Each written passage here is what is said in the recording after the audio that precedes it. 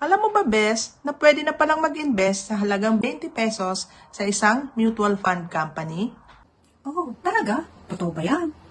Oo, Bes. Nalaman ko yan dito sa IMG. Dahil meron silang pag-aaral na libre, doon itinuturo kung saan tayo pwede mag-invest. At doon din natin malalaman kung magkano, kailan, at papaano.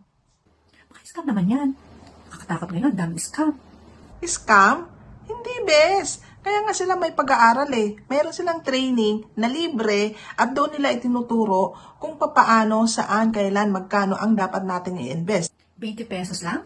We, di nga. Malalaking kumpanya yan, no?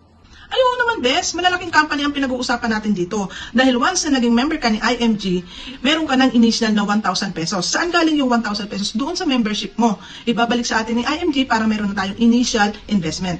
And doon na tayo mag-uumpisa magdagdag ng 20 pesos. Depende na po yun sa atin. Kung